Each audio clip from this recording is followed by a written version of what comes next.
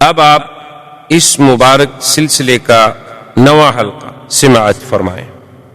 جیسے کہ کسی نے کہا تھا نا کہ سرے دار بھی پکارا، لبے بام بھی صدا دی، میں کہاں کہاں نہ پہنچا تیری دید کی لگن۔ حضور صلی اللہ علیہ وسلم قرآن پڑھے اور ظالم پتھر مارے۔ اسی لیے بی بی عائشہ نے ایک دفعہ پوچھا تھا کہ حضور آپ کی زندگی میں کوئی سخت ترین دن؟ آپ نے فرمایا عائشہ وہ میرے لیے سخت ترین دن تھا جب تیری قوم نے مجھے ٹھکرایا، میں طائف گیا تو پھر طائف والوں نے بھی میرے ساتھ ہی کہ جوتے مبارک خون سے بھر گئے، اتنے ظالموں نے پتھر برسائے، سفہائے طائف نے، بے وقوف پاگل بچوں نے شور کیا، اور نعوذ باللہ سب کو شتم۔ لیکن اللہ کے نبی ایک جگہ آ کے بیٹھے ہیں، اللہ نے فرشتے کو بھیجا کہ میرے بدی سے کہہ دو اگر بہت اداس ہو، بہت گھبرا گئے ہو تو ہم تو اس بات پہ بھی تیار ہیں، اگر ہمیں کہو تو ابھی پہاڑ کے فرشتوں کو حکم دیتے ہیں اور دونوں پہاڑوں کو ملا کے طائف والوں کو کچل کے رکھ دیتے ہیں ہمیشہ کے لیے۔ لیکن اللہ کے نبی کہتے ہیں اللہم اہد قومی فانہم لا یعلمون، کہ میرا اللہ میری قوم ہے ان پر عذاب نہ بھیج، ان کو ہدایت۔ تو سیرت نبی کا پہلو جو ہے اسی پہ آپ اندازہ کر لیں کہ اتنی تکلیفوں کے بعد، اتنے ظلم و ستم کے بعد، اتنے جبر و اکراہ کے بعد زبان پہ ایک ہی بات ہے کہ اللہم الیک اشکو ضعف قوتی وقلت حیلتی وہوانی علی الناس، اور اس کے بعد دعا ہے کہ اللہم اہد قومی فانہم لا یعلمون، اللہ میری قوم کو ہدایت دے۔ ایک صحابی نے کہا حضور آپ دعا دیں، فرمایا بعثت رحمتن، اللہ نے مجھے رحمت بنا کے بھیجا ہے، اللہ نے مجھے عذاب بنا کے تو نہیں بھیجا کہ میں ان کے لیے بد دعا کروں۔ چلو میں ان کے لیے دعا کرتا ہوں، یہ مسلمان نہیں ہوں گے، ہو سکتا ہے ان کی اولادوں سے کوئی مسلمان ہو، ان کی نسلوں سے کوئی مسلمان ہو۔ حضور صلی اللہ علیہ وسلم نے اللہ کی توحید کے لیے ہر مقاطعہ، ہر معارضہ، ہر منازعہ، ہر مخالفت کو برداشت کیا اور اپنے سلسلہ دعوت کو، انذار کو جاری رکھا۔ وآخر دعوانا ان الحمدللہ رب العالمین۔ اللہ پاک آپ کو بھی ہمیں بھی سیرت طیبہ پہ چلنے کی توفیق عطا فرمائے۔ برادران اسلام، محترم بھائیوں، عزیز ساتھیوں، ہم نے اپنے دروس میں سیرت نبی پاک صلی اللہ علیہ وسلم کا جو سلسلہ شروع کیا ہے، درس سابق میں ہم اس مقام تک تقریباً پہنچے تھے کہ حضور صلی اللہ علیہ وسلم اور آپ کے صحابہ کے لیے جو مختلف مصائب، ابتلاءات، امتحانات آئے، کفار کی جانب سے سختیاں اور شدائد بڑھتے گئے۔ حضور صلی اللہ علیہ وسلم کے سب سے بڑے معاون جو آپ کے چچا ابی طالب تھے، ان کی وفات ہو گئی۔ حضور صلی اللہ علیہ وسلم کی سب سے بڑی مناصرہ، معاونہ اور سب سے بڑی محسنہ اسلام سیدہ خدیجہ رضی اللہ تعالی عنہا کی وفات ہو گئی۔ اسی لیے اس کو عام الحزن کہا جاتا ہے کہ وہ تو سال ہی غم ہے۔ اب چونکہ ابی طالب کے دور میں جو فرق تھا وہ اتنا تھا کہ جو بڑے بڑے کفار تھے، رؤسائے قریش تھے، سردار تھے، بڑے بڑے حیثیت والے لوگ تھے، وہ آ کے حضور صلی اللہ علیہ وسلم کو ستاتے تھے، لیکن عام آدمی کو جرت نہیں ہوتی تھی کہ حضور صلی اللہ علیہ وسلم کے ساتھ بات کرے یا گستاخی کرے یا آپ کو تکلیف پہنچائے۔ لیکن ابی طالب کے مر جانے کے بعد تو راستہ ہی کھل گیا۔ پھر تو یہ ہے کہ بڑے ہیں، چھوٹے ہیں، بچے ہیں، سب نے حضور صلی اللہ علیہ وسلم کو ستانا شروع کر دیا۔ اور اسی دور میں بعین ہی یہی دور تھا کہ کفار قریش نے سوچا کہ بھی مسلمان جو حبشہ چلے گئے اور اگر حبشہ میں ان کو قدم جمانے کا موقع مل گیا، ہو سکتا ہے کہ ان کی تعداد وہاں بڑھ جائے، تو ہم کیوں نہ ایسا کریں کہ بادشاہ حبشہ کے پاس ایک وفد بھیجیں کہ وہ تو ہمارے بھاگے ہوئے غلام ہیں اور یہاں سے وہ بھاگ کے گئے ہیں، مہربانی کر کے وہ ہمیں واپس کیے جائیں۔ ان کو واپس لا کر ہم ایک تو ان پر ظلم و ستم شروع کریں اور دوسری بات یہ ہے کہ آئندہ اسلام کو پھیلنے سے روک دیں۔ کفار قریش نے وفد بھیجا اور پھر یہ بھی فیصلہ کیا کہ بادشاہوں کا مزاج ہوتا ہے اسے کچھ نہ کچھ ہدیہ کوئی چیز پیش کی جائے تاکہ اکرام ہو اس کا، اور بادشاہ ان باتوں پہ خوش ہوتے ہیں۔ اب معلومات کیے گئے کہ بھی نجاشی جو ہے حبشے کا بادشاہ اصحمہ، اس کو کیا چیزیں زیادہ ہدیے میں پسند آتی، تو معلوم یہ ہوا کہ اسے چمڑے کی بنی ہوئی چیزیں بڑی پسند۔ تو اب جناب کفار قریش نے شام سے آیا ہوا اور ملکوں سے آیا ہوا، صنعا سے آیا ہوا، مختلف ملکوں سے چمڑے کی چیزیں جو آئی ہوئی تھیں وہ چیزیں خریدیں، اور بڑی اعلیٰ قسم کی نایاب قسم کی چیزیں انہوں نے۔ اس زمانے میں بھی چمڑے کے برتن بنتے تھے، ضرور بنتے تھے، یہ ڈیکوریشن پیس جیسے لائٹوں کے لیے ہوتے ہیں یہ بنائے جاتے تھے، پانی کے لیے برتن بنائے جاتے تھے، اور اس سے پہننے کے لیے جیسے آج کل آپ یہ جیکٹس وغیرہ پہنتے ہیں اس زمانے کے انداز کی وہ بنائی جاتی تھی، بڑی خوبصورت چیزیں بنتی تھیں، سرانے بنتے تھے، تخیے بنتے تھے، سب چمڑے کا کام ہوتا۔ تو انہوں نے بہرحال چمڑے کی چیزیں لی، اور اس کے بعد وفد کی قیادت بعض کتابوں میں آتا ہے کہ عمرو بن العاص نے کی، اور جا کر حبشہ میں نجاشی کو ملے، اور اس کے ملنے سے پہلے ان کے جو بطارقہ بطریق تھے، بطریق کہتے ہیں جو عیسائیت کے یوں سمجھ لیں پادری پنڈت جن کے مذہبی اثرات تھے، ان سے ملے، ان کو بھی ہدایہ دیے، اور ان سے کہا کہ آپ کو پتہ ہے یہ کون لوگ ہیں جو یہاں آئے ہوئے، نہ تو یہ ہمارے دین پر ہیں، ہماری بھی مخالفت کر کے ہمارے دین کو بھی چھوڑ کے یہ لوگ وہاں سے بھاگے، چلو اگر یہ اچھے ہوتے تو تمہارا دین تو قبول کر لیتے نا، تمہارا دین بھی تو انہوں نے قبول نہیں کیا، نہ یہ تمہارے دین پر ہے۔ تو اب اس کا کیا مطلب ہے کہ ہمارا جو دین ہے مکے والوں کا وہ بھی غلط ہے، اور آپ کا جو دین ہے نصرانیت پر عیسائیت پر وہ بھی غلط ہے، تو یہی بس حق پر ہیں، ان لوگوں کو اگر موقع ملا تو یہ تو آپ کے ملک میں بہت بڑا فساد برپا کر دیں۔ انہوں نے کہا ٹھیک ہے، آپ بادشاہ سے ملیں، ملاقات کا ٹائم لے کے دیا، انہوں نے کہا جب بادشاہ پوچھے گا تو ہم آپ کی تائید کریں گے۔ لہذا قریش کا وفد پہنچا، انہوں نے بادشاہ کے سامنے اپنی باتیں رکھی، اور جو بطارقہ تھے بطریق تھے انہوں نے بھی تائید کی، انہوں نے کہا کہ ہاں بادشاہ سلامت، بات تو ٹھیک ہے، جو لوگ اپنوں کے نہیں بن سکے وہ ہمارے کیا بنے، لیکن اپنے لوگوں کو چھوڑ کے بھاگ آئے۔ لیکن بادشاہ بڑا ذہین تھا، بادشاہ تھا، اس نے کہا کہ بھئی نہیں، یہ نہیں ہو سکتا کہ میں کسی کو ایسے سزا دے دوں اور اس کے بارے میں معلومات نہ کروں، کیونکہ حضور صلی اللہ علیہ وسلم کی ایک حدیث مبارک میں بھی ہے کہ اگر قاضی کے پاس ایک آدمی آئے اور وہ کہے کہ دیکھو جی یہ میری آنکھ فلاں آدمی نے نکال لی ہے، تو آنکھ بھی نکلی ہوئی سامنے موجود ہے، یعنی کیس بڑا واضح ہے، لیکن قاضی کو جوش میں نہیں آنا چاہیے جب تک کہ دوسرے کو نہ بلائے، خدا جانے اس کی دونوں نکلی ہوئی ہوں، اس کی تو ایک نکلی ہوئی ہے نا۔ تو یہ ظلم ہوتا ہے کہ آدمی ایک طرف کا فیصلہ سننے کے بعد، ایک کے بیان سننے کے بعد فوراً حکم جاری کر دے۔ تو بادشاہ نے کہا کہ دیکھو بھئی آپ جانتے ہیں کہ میں تو ظلم نہیں کروں گا، میں تو پہلے ان کو بلاؤں۔ انہوں نے پیشی رکھ دی، اور اگلے جلسے پر انہوں نے بلایا، تو مسلمان جب گئے تو ان کی قیادت جو ہے وہ حضرت جعفر نے کی۔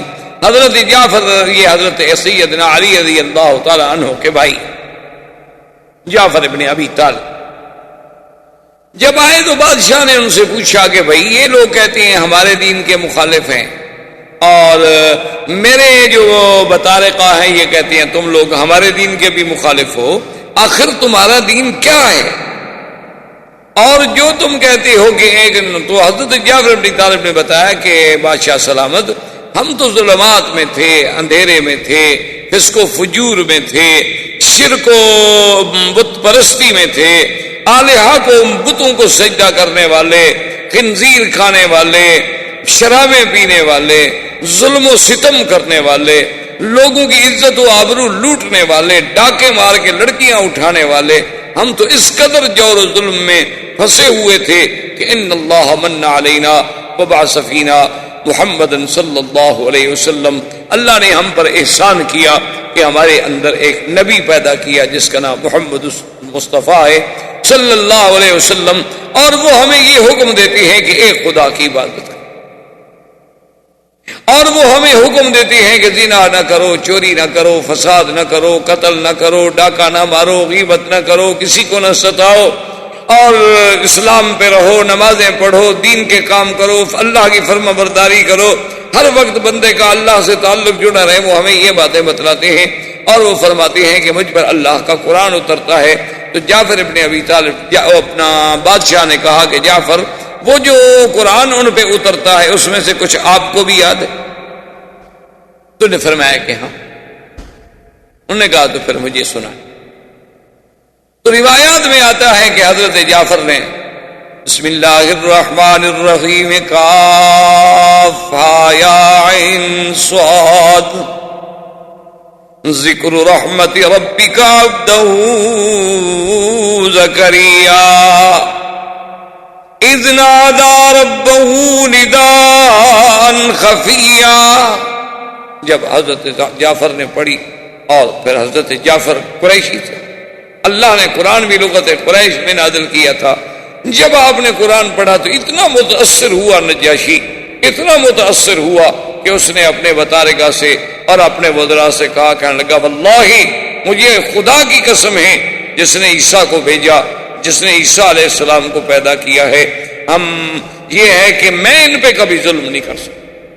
یہ جو کچھ کہہ رہے ہیں بڑی اچھی بات ہے، کیا ہے کسی کو، وہ تو کہتے ہیں کسی کو نہ ستاؤ، فساد نہ کرو، قتل نہ کرو، تو بڑی اچھی باتیں ہیں، یہ میرے ملک میں رہ سکتے ہیں۔ انہوں نے کہا کہ جاؤ رہو میرے ملک میں، تم پر کوئی ظلم و تشدد نہیں ہو،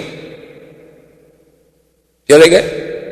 اب قریش نے سوچا کہ ہم اتنے دور سے سفر کر کے آئے، ہم نے ہدایہ بھی دی، یہ سب کچھ کیا، ہم تو ناکام ہو گئے، فیل ہو گئے۔ انہوں نے دوبارہ ان کے ذہن میں ڈالا، انہوں نے کہا کہ جناب اصل بات تو آپ نے ان سے پوچھی نہیں، وہ تو عیسیٰ علیہ السلام کو نہیں مانتے، وہ تو عیسیٰ علیہ السلام کی گستاخی کرتے ہیں اور توہین کرتے ہیں، کیونکہ اس دور میں نجاشی جو تھا وہ عیسائی تھا۔ جب ان کو یہ کہا گیا تو بادشاہ غصے میں آیا، اس نے کہا عیسیٰ علیہ السلام کی توہین کرتے ہیں؟ انہوں نے کہا ہاں جی بالکل، تو عیسیٰ علیہ السلام کو نہیں مانتے اور عیسیٰ علیہ السلام کی شان میں بڑی بے ادبی اور گستاخی کرتے ہیں، اللہ معاف کرے۔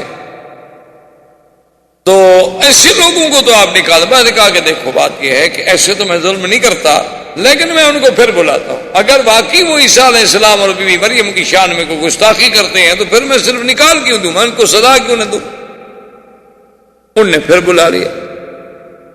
جب پھر بلایا تو انہوں نے کہا حضرت جعفر سے کہ یا جعفر هل معك شيء في عیسیٰ، تمہارے پیغمبر نے کوئی بات ایسی بھی کہی ہے کہ جو عیسیٰ علیہ السلام کے شان کے بارے میں ہو، اور تم اس کے بارے میں کیا عقیدہ رکھتے ہو؟ تو عیسیٰ علیہ السلام کے بارے میں حضرت جعفر نے تلاوت شروع کی، وَاذْكُرْ فِي الْكِتَابِ مَرْيَمَ إِذِ انتبذت من أهلها مكانا شرقيا فاتخذت من دونهم حجابا فأرسلنا إليها روحنا فتمثل لها بشرا سويا قالت إني أعوذ بالرحمن منك إن كنت تقيا قال انما انا رسول ربك ليهب لك غلاما زكيا۔ کہ بی بی مریم جب علیحدہ بیٹھی تھی، دیکھا کہ کوئی بندہ آ رہا ہے، تو بی بی صاحبہ نے کہا کہ میں اپنے اللہ کے نام پہ، اس رحمان کے نام سے پناہ پکڑتی ہوں، تم اللہ سے ڈرنے والے ہو تو میرے قریب بتاؤ کہ میں ایک عورت ہوں، تم جوان ہو، ادھر کیسے آ رہے؟ تو اب سیدنا جبریل نے فرمایا کہ انما انا رسول ربک، بی بی مریم کیوں گھبراتی ہو، میں کوئی بندہ نہیں، میں تو تیرے رب کا بھیجا ہوا قاصد ہوں، لِأَهْبَ لَكِ غُلَامًا زَكِيًّا، اور میں تمہیں خوشخبری دینے آیا ہوں کہ اللہ تمہیں بہت پاکیزہ بچہ دیں گے۔ بی بی کہنے لگی کمال کی بات کرتے ہو، کیسے ہو پاکیزہ بچہ، مجھے بچہ دے؟ قالت انا یکون لی غلام ولم یمسسنی بشر ولم اک بغیا۔ بی بی مریم نے کہا کیا کہتے ہو آنے والے، مجھے کیسے بچہ ہوگا، مجھے تو آج تک کسی انسان نے چھوا بھی نہیں۔ یہ ہے صفت، یہ ہے عفت، یہ ہے کمال. یاد رکھو میرے عزیز کہ عورت کا حسن و جمال جو ہے وہ اس کی عفت و حیا ہے. جب عورت کا حیا چلا جائے وہ حسن نہیں باقی رہتا، وہ جمال نہیں باقی رہتا، وہ کمال نہیں باقی رہتا، وہ معصومیت نہیں باقی رہتی. اصل جو عورت کے لیے اللہ نے بیوٹی بنائی ہے نا، وہ اس کی عزت ہے، اس کا عصمت ہے. کہ اب دیکھیں کہ سب سے پہلی بات جو بی بی مریم کہتی ہے، جبریل سے مخاطب ہے، کہتی ہے کیا کر رہے ہو؟ لم یمسسنی بشر، مجھے تو کسی بندے نے ہاتھ تک نہیں لگایا. اور اللہ نے جو بی بی مریم کی قرآن میں تعریف کی ہے، اللہ نے جو قرآن میں بی بی مریم کی صفت بیان کی ہے نا جی، آپ سورۃ التحریم اٹھا کے دیکھیں تو کیا ہے؟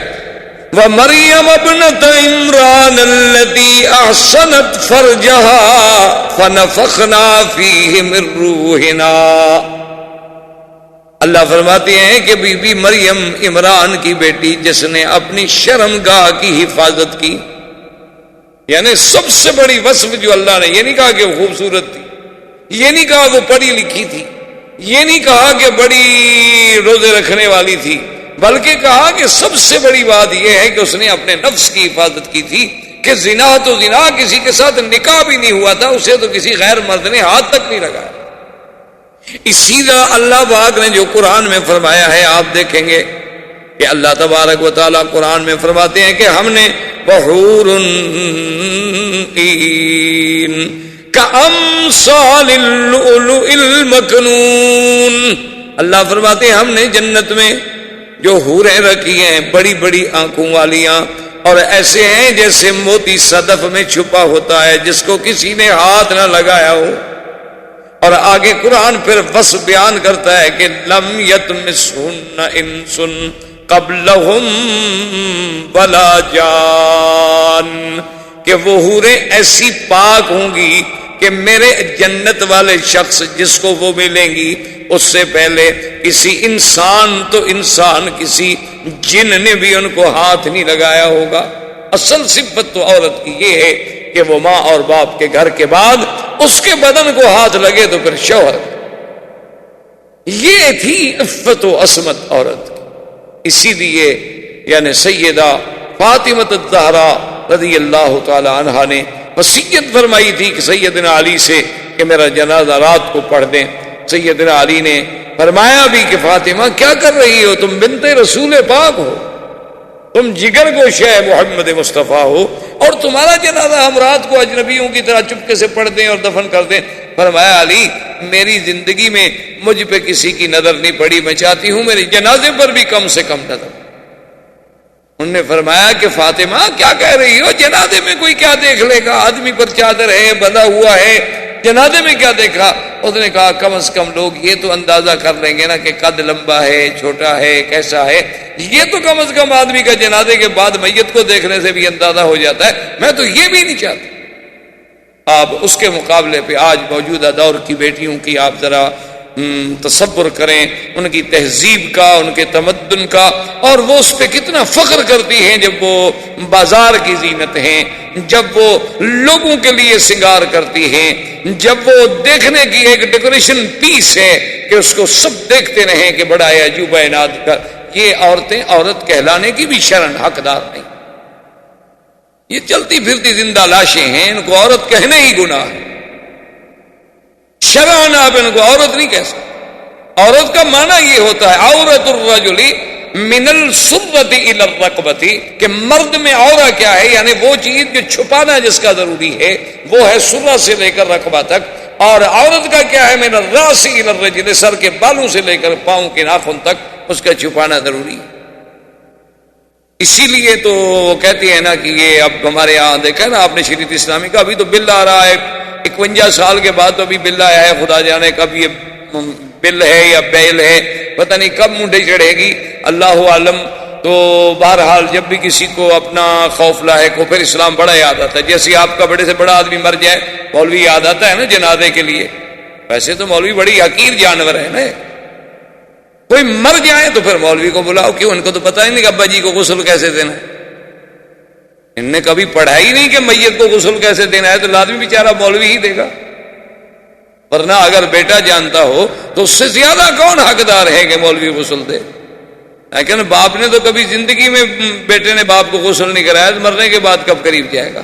بلکہ اور بھی عورتیں کہیں گی وہ دور رکھو جی، خام خواہ ایسا نہ ہو کہ میت اس کو بھی پکڑ لے، میت کے قریب ہی نہ جائے۔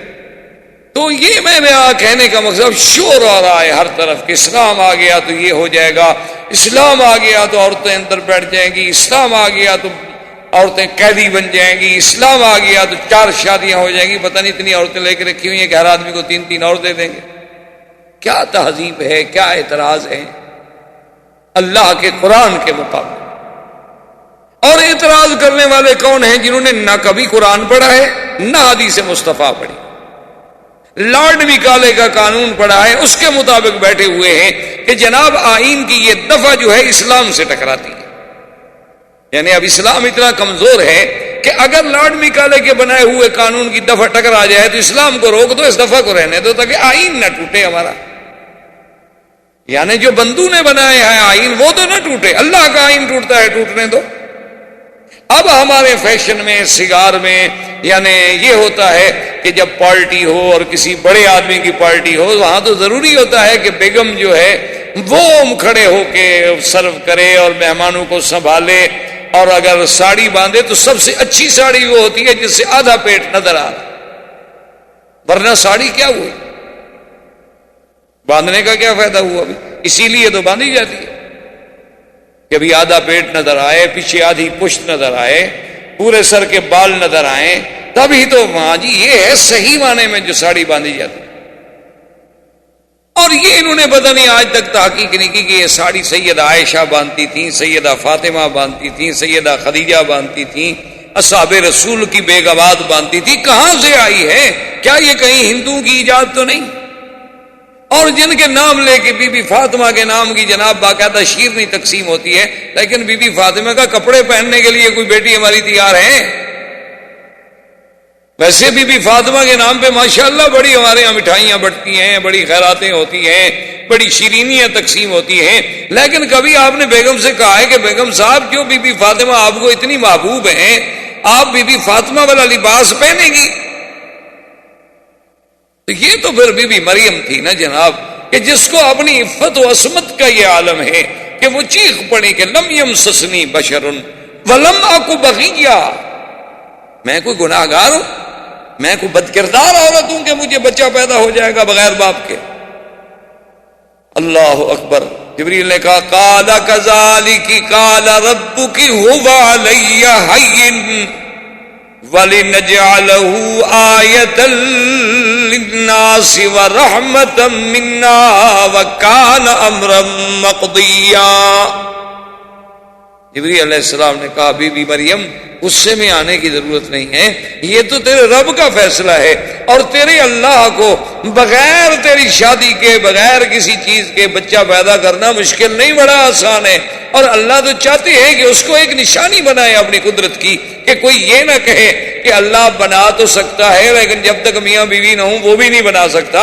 اللہ چاہتے ہیں کہ میں اپنی قدرت کے تمام نمونے دکھا دوں، میں چاہوں تو نور سے ملائکہ پیدا کر دوں، میں چاہوں تو نار سے جن پیدا کر دوں، میں چاہوں تو مٹی سے آدم پیدا کر دوں، میں چاہوں تو آدم سے حوا پیدا کر دوں، میں چاہوں تو مریم سے عیسیٰ پیدا کر دوں۔ یخلق ما یشاء، میری مرضی میں جو چاہوں جیسے چاہوں، یہی تو اس کی شان۔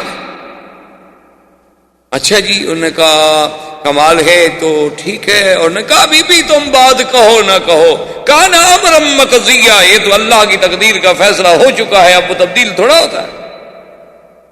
اب جناب یعنی حمل بھی ہو گیا، بد حمل بھی ہو گئی، اب بچی بیچاری بیٹھی رو رہی، یا لیتنی مت قبل ھذا وکنت نسیا منسیا، رو رہی ہے پھر بھی، حالانکہ جبریل باتیں کر کے گئے، کہتی آئے کاش میں تو پیدا ہی نہ ہوئی ہوتی، کم از کم چلو ٹھیک ہے میں بے گناہ ہوں، میرا دامن صاف ہے، لیکن قوم تو نہیں جانتی نا، جبریل کی بات ہوئی تو میرے ساتھ ہوئی ہے، پوری برادری کے ساتھ تو نہیں ہوئی نا، برادری مجھے جب آئے گی تو میں کیسے مقابلہ کروں گی؟ اللہ نے فرمایا تمہیں مقابلے کی ضرورت نہیں ہے، جب قوم سامنے آ جائے تم چپ کر کے صرف عیسیٰ کی طرف اشارہ کر دو، ہم جانے ہمارا عیسیٰ علیہ السلام جانے۔ قوم آ گئی، غصے میں بھری ہوئی ہے. کہتی یا اخت ہارون ما کان ابوک امرأ سوء وما کانت امک بغیا. کہ اے ہارون کی بہن، بعض لوگوں نے کہا کہ موسیٰ علیہ السلام کے جو بھائی تھے ہارون ان کی بہن، یہ مراد نہیں ہے، بلکہ مراد یہ ہے کہ کان رجل صالحا، اس علاقے میں ایک بہت بڑے عابد گزار تھے، ان کا نام ہارون تھا جس کی طرف نسبت کی گئی. انہوں نے کہا تیرا باپ اچھا، تیری ماں اچھی، یہ کیا؟ فاشارت الیہ، اب بی بی نے اشارہ کیا. قالوا کیف نکلم من کان فی المہد صبیا قال انی عبد اللہ آتانی الکتاب وجعلنی نبیا وجعلنی مبارکا اینما کنت واوصانی بالصلاۃ والزکاۃ ما دمت حیا. اللہ تبارک و تعالیٰ فرماتی ہیں کہ بی بی نے اشارہ کیا، عیسیٰ بول پڑے وہاں لحد میں، یعنی ابھی جھولے میں ہیں، اور بول پڑے کہ انی عبداللہ، میں تو اللہ کا بندہ ہوں، اللہ نے مجھے نبی بنایا ہے، اللہ نے مجھے برکت والا بنایا ہے، اللہ کی عبادت کرنے والا، نمازیں قائم کرنے والا، والدین کی فرما بردار. اب حضرت جعفر پڑھ رہے اور نجاشی رو رہا. جب تلاوت ختم ہوئی تو نجاشی نے ایک لکڑی پڑی تھی چھوٹی، اس کہتے ہیں ارجون، ارجون کہتے ہیں ایک باریک سی شاخ، جیسے قرآن کہتے ہیں نا کہ جب چاند آخر میں پہنچتا کل ارجون القدیم، پھر اسی طرح ہو جاتا ہے. جیسے آپ نے دیکھا نا کھجور کی ایک ہلکی سی لکیر جس میں کھجور لگی ہوتی ہے، اسی طرح پھر چاند بھی ہلکا بن جاتا ہے.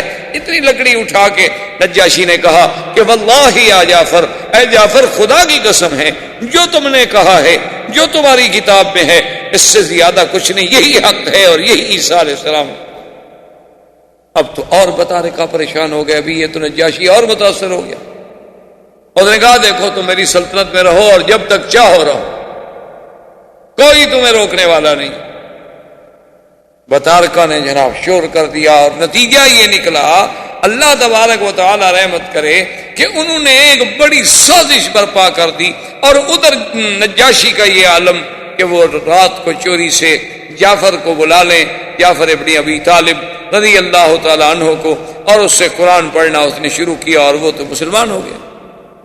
یہ وہی نجاشی بادشاہ ہے کہ جس نے ام حبیبہ ابو سفیان کی بیٹی جو ہیں، جو زوجہ محمد مصطفیٰ ہیں صلی اللہ علیہ وسلم، ان کا نکاح حضور سے کرنے والا یہی نجاشی بادشاہ تھا. اسی نے حق المہر دی، اسی نے سارے اخراجات ادا کیے، اور اسی نے بی بی ام حبیبہ کو یہاں سے بانیاں دے کے، خادم دے کے، ہدایہ دے کے حضور صلی اللہ علیہ وسلم کی خدمت میں بھیجا تھا. وہ مسلمان ہو گیا. اب بطارکہ کو پتہ چلا کہ ہمارا تو بادشاہ گیا، مسلمان ہو گیا. بطارکہ نے سب اپنے بڑے بڑے جو پادری تھے، بڑے بڑے پنڈت تھے، راہب تھے، سب کو اکٹھا کیا، وفد بنا کہ بادشاہ سے آخری بات کرتے ہیں، یا ہماری بات مانے اور یا پھر شہنشاہیت چھوڑیں، ہم اس کے مخالف. تو بادشاہ سمجھدار تھا، اس نے کہا کہ اب میں کیسے ان سے جان چھڑاؤں. تو تاریخ کہتی ہے کہ اس نے یہ کیا کہ وہ جو سورت مریم قرآن کا صفحہ لکھا ہوا تھا وہ اس نے اپنے اندر کی جیب میں رکھ لیا، اندر کی جیب میں رکھ لیا اور بیٹھ گیا. اور بطارکہ سے کہا کہ بھی کیا؟ انہوں نے کہا دیکھو بات سنو، کہ جو ہم کہتے ہیں نا کہ عیسیٰ کے بارے میں کہ وہ اللہ کا بیٹا ہے اور ثالث و ثلاثہ ہے اور یہ ہے اور وہ ہے، سارے جو ان کے عقیدے تھے جھوٹے. اگر تم ان عقائد کو مانتے ہو تو بالکل ٹھیک ہے، اگر نہیں مانتے ہو تو پھر ہم سب تمہارے خلاف اعلان جنگ کرتے ہیں. تو بادشاہ نے یوں سینے پہ ہاتھ رکھا اور کہا ہاں ہاں میں اس کو مانتا ہوں، میں تو اس کو مانتا ہوں، کہ ہاں ہاں میں تو اس کو مانتا ہوں، میرا تو ایمان ہے اس. حالانکہ وہ تو کہہ رہے تھے جو میرے اندر ہے اس پہ ایمان ہے، جو کاغذ اندر چھپایا ہوا تھا قرآن لکھا ہوا. اور وہ پنڈت خوش ہو گئے کہ اچھا اسی پہ ایمان گا جی، زندہ باد زندہ باد. بس یہ قوم تو ایسی ہوتی ہے نا، مرضی میں زندہ باد، مرضی میں مردہ باد. اس قوم کا کیا، ایک منٹ میں ان سے کہہ دو بھی نماز نہیں پڑھو گے، کہیں گے ٹھیک ہے چلو، اگر چھٹی ملتی ہے تو اچھی بات، اور کہو بھی نماز پڑھنی چاہیے، کہیں ٹھیک ہے اچھی بات ہے یار، واقعی نماز پڑھنے سے ثواب ہوتا. قوم کا کیا، ان کے نزدیک تو کہتے ہیں جی دین میں بڑی آسانی ہے، پڑھ لو نہ پڑھو نہ پڑھو، کیا فرق کیا پڑتا. تو اب جناب بہرحال وہ خوش ہو گئے، لیکن کچھ دنوں کے بعد ان کو پتہ چل گیا کہ بھئی نجاشی تو پکا مسلمان ہو گیا، تو روز مسلمان اس کے گھر آ جا رہے ہیں۔ تو انہوں نے بہرحال اعلان جنگ کر دیا نجاشی کے خلاف، اور اپنی جتنی عیسائی قوتیں تھیں ان سب کو جمع کیا۔ مسلمان ایک دریا تھا، دریا کی دوسری طرف آبادی تھی، اس میں رہتے تھے، اور اس طرف جنگ کا اعلان ہو گیا۔ نجاشی نے بھی کہا کہ ٹھیک ہے، مسلمان تو میں مسلمان ہوں، جو لڑتا ہے لڑے۔ اب مسلمان بیچارے پریشان کہ کیا ہوگا، کبھی اگر تو نجاشی جیت گیا پھر تو ہماری جان بچ گئی، وہ مسلمان ہے، اور اگر خدا نہ خواستہ آج کی جنگ میں نجاشی ہار جاتا ہے تو ہم تو ماریں گے، پھر تو جو آئے گا وہ عیسائی ہوگا، وہ ہمارا سب سے بڑا دشمن ہوگا۔ اس پریشانیوں میں مبتلا تھے۔ انہوں نے کہا کہ آخر کون آدمی جائے اتنا بڑا دریا عبور کر کے جا کے خبر لے کے آئے؟ تو حضرت زبیر نے کہا کہ میں جاتا۔ زبیر آئے وہاں سے دریا عبور کر کے۔ اللہ کی مہربانی یہ ہوئی کہ نجاشی کو اللہ نے فتح دی، مخالفین شکست کھا گئے، واپس آئے۔ تو انہوں نے کہا کہ مسلمانوں تمہارے لیے خوشی ہے، خیر ہے کہ نجاشی بچ گیا، اس کی سلطنت بھی بچ گئی۔ یہ وہی نجاشی ہے کہ جس کے مرنے پر اللہ نے اپنے نبی پاک کو اطلاع دی، اور آپ نے صحابہ سے فرمایا مات اخیکم النجاشی، کہ تم ہمارا بھائی مسلمان نجاشی فوت ہو گیا ہے، چلو اس پہ ہم صلاۃ الجنازہ، نماز جنازہ غائبانہ پڑھیں۔ اور یہی وہ مسئلہ ہے جو ائمہ کے درمیان میں بھی مابہل اختلاف ہے، یاد رکھیں اتفاق سے، کیونکہ بات آ گئی ہے تو کہ کیا کسی کے مرنے پر غائبانہ جنازہ نماز پڑھی جا سکتی ہے یا نہیں پڑھی جا سکتی، یہ مسئلہ جو ہے ائمہ کرام کے نزدیک مابہل اختلاف۔ امام احمد بن حنبل رحمۃ اللہ علیہ کے ماننے والے، اسی طرح امام شافعی رحمۃ اللہ علیہ کے ماننے والے اور علماء اہل حدیث اس بات کے قائل ہیں کہ اگر کوئی بندہ مثلا کسی ملک میں، ہندوستان میں مر گیا، پاکستان میں مر گیا، بنگلہ دیش میں مر گیا، اور ہم اس پر یہاں جنازہ غائبانہ پڑھے تو کہتے ہیں بھی جائے۔ ان سب کی بڑی دلیل جو ہے وہ یہی نجاشی کا قصہ ہے کہ نجاشی کی موت حبشہ میں ہوئی، اور سرکار دو عالم صلی اللہ علیہ وسلم نے جنازہ جو ہے وہ تو مکے میں پڑھا، وہاں تو نہیں پڑھا، مدینہ منورہ میں پڑھا۔ تو کہاں حبشہ اور کہاں مدینہ منورہ، تو مغنہ یہ ہے کہ صلاۃ الغائب تھی۔ ان سب حضرات کی دلیل یہ ہے۔ امام ابو حنیفہ رحمۃ اللہ علیہ کے نزدیک غائبانہ نماز جنازہ پڑھنے کی اجازت نہیں ہے، وہ فرماتے ہیں کہ اس لیے وہ فرماتے ہیں کہ پہلی چیز تو یہ دیکھو کہ کیا ہر اس آدمی پر جنازہ غائبانہ پڑھا جائے گا جس کا پہلے بھی جنازہ ہو چکا ہو یا نہ ہوا ہو؟ وہاں نجاشی کا جنازہ کس نے پڑھا تھا؟ حبشہ میں، وہاں تو اس کا جنازہ پڑھا ہی نہیں گیا، مسلمانوں کو تو خود پتہ نہیں تھا جنازہ کیسے پڑھا جاتا ہے۔ وہ مسلمان تو مکے سے ہجرت کر کے بیچارے وہاں پہنچے ہوئے تھے، اور ابھی دین کے احکام آئے ہی نہیں تھے۔ اور دوسری بات یہ ہے کہ وہ تو اللہ نے باقاعدہ خبر کی، جبریل کو بھیج کے اطلاع دی حضور صلی اللہ علیہ وسلم کو کہ نجاشی مر گیا ہے۔ اور بعض روایات میں یہ بھی ہے کہ جیسے بیت المقدس کو سامنے کر دیا گیا، اسی طرح نجاشی کو بھی اللہ کے نبی کے سامنے کر دیا گیا، اور حضور صلی اللہ علیہ وسلم نے اس پہ جنازہ پڑھا۔ تو فرماتے ہیں کہ یہ تو ایک خاص واقعہ ہے، ورنہ اس کے علاوہ اور کتنے صحابہ جنگوں میں شہید ہوتے رہے، حضور نے کسی اور کا جنازہ کیوں نہیں پڑھا؟ کہ اگر غائبانہ جنازہ سب کے لیے تھا تو حضور کی دعا کس کو نہیں چاہیے تھی؟ بھائی چاہے کتنا بڑے سے بڑا شان والا صحابی ہو، لیکن حضور کی دعا کے لیے تو سب محتاج تھے۔ تو کتنی لوگ ہیں جن کی حضور کو اطلاع ملی کہ حضور فلاں صحابی شہید ہو گئے، فلاں صحابی شہید ہو گئے، فلاں صحابی شہید ہو گئے، لیکن حضور نے کسی کا بھی نہیں پڑھا۔ اور تیسری بات یہ ہے کہ امام ابو حنیفہ رحمۃ اللہ علیہ ایک حدیث سے استدلال فرماتے ہیں کہ ایک عورت تھی جو مسجد کی صفائی کرتی تھی، وہ بیمار ہو گئی، تو حضور نے فرمایا کہ بھائی اگر وہ فوت ہو جائے تو مجھے خبر دی جائے، کیونکہ وہ مسجد کی خادمہ تھی، میں چاہتا ہوں کہ اس کا جنازہ میں خود پڑھوں۔ اور جب وہ صبح ہوئی، حضور صلی اللہ علیہ وسلم نے پوچھا کہ بھئی اس بی بی کا کیا حال ہے، وہ مسجد کی جو خدمت کرتی تھی؟ انہوں نے کہا یا رسول اللہ ماتت، وہ تو فوت ہو گئی۔ حضور نے فرمایا اللہ اعظم تمونی، تم لوگوں نے مجھے خبر کیوں نہیں کی؟ میں نے تو پابند کیا تھا۔ انہوں نے کہا حضور وہ رات کو فوت ہو گئی، آپ آرام میں تھے، ہم نے یہ مناسب نہیں سمجھا کہ حضور صلی اللہ علیہ وسلم کو رات کو جگایا جائے، اور جنازے میں بلا وجہ تاخیر کرنے سے آپ نے منع فرمایا ہے کہ جتنا جلدی ہو سکے میت کو دفن کرو۔ حضور نے فرمایا دلونی علی قبرہ، اس کی قبر پر مجھے لے چلو۔ حضور صلی اللہ علیہ وسلم تشریف لے آئے، فصلی علی قبرہا، حضور نے پھر قبر پہ کھڑے ہو گئے جنازہ۔ تو اب امام حنیفہ فرماتے ہیں کہ بھی اگر غائبانہ جنازہ ہی پڑھنا تھا تو وہی مسجد میں کھڑے ہو، حضور فرماتے ہیں کہ ایک دفعہ اور پڑھ لو جنازہ، پھر قبر پہ آنے کی کیا ضرورت۔ تو اس لیے بہرحال یہ اپنے اپنے دلائل ہیں، اور ان کا موقع جو ہے وہ تو کتب احکام اور کتب فقہ ہوتی ہیں، لیکن اگر ایک مسئلہ سامنے آ گیا تو افادے اور استفادے کے لیے میں نے کچھ تھوڑی سی باتیں اس پہ عرض کر دی۔ تو بہرحال اب جناب حبشہ کے نجاشی کی وجہ سے وہاں تو مسلمان مطمئن ہو گئے، لیکن حضور صلی اللہ علیہ وسلم کے لیے بڑا شدت کا دور۔ حضور صلی اللہ علیہ وسلم نے سوچا، آپ طائف تشریف لے گئے، طائف میں آپ کو امید تھی کہ شاید کوئی اللہ کا بندہ میری بات وہاں سن لے اور اسلام لے آئے اور اسلام کی اعانت کا ذریعہ بن جائے۔ وہاں حضور صلی اللہ علیہ وسلم کی طائف والوں نے اتنی مخالفت کی کہ حضور نے بی بی عائشہ کو فرمایا تھا کہ عائشہ وہ طائف کا جو دن مجھ پہ سخت گزرا ہے نا، ایسا دن کبھی سخت۔ حضور صلی اللہ علیہ وسلم پہ پتھر برسائے ظالموں نے، آپ کا بدن مبارک لہو لہان ہو گیا، آپ کے جوتے مبارک خون سے بھر گئے۔ آپ راستے میں تشریف لائے تو ایک باغ تھا، اس باغ میں کچھ دیر سستانے کے لیے، کچھ دیر آرام کرنے کے لیے حضور اندر چلے گئے۔ وہ باغ جو ہے وہ تھا عتبہ اور شیبہ کا، یہ دونوں مکے کے بڑے کافروں میں تھے۔ حضور صلی اللہ علیہ وسلم نے یہ سوچا کہ چلو کچھ دیر تو آرام، تھوڑی سی دیر بیٹھ۔ عتبہ اور شیبہ بھی موجود تھے باغ میں، انہوں نے جب دور سے دیکھا تو انہوں نے بھی پہچان لیا کہ ہذا محمد الرسول اللہ صلی اللہ علیہ وسلم، لیکن ان کے دل میں پھر بھی کچھ نہ کچھ، وہ آخر برادری کا، قوم کا، کچھ روایات کا، عادات کا بھی تو لحاظ ہوتا ہے۔ انہوں نے اپنے غلام کو بلایا اور غلام سے کہا کہ یہ کچھ انگور ہیں، پانی ہے، لے جاؤ محمد رسول اللہ کی خدمت میں پیش کرو، کچھ بھی ہو ہماری مخالفت اپنی جگہ ہے لیکن آخر ہمارے باغ میں تو آئے ہیں۔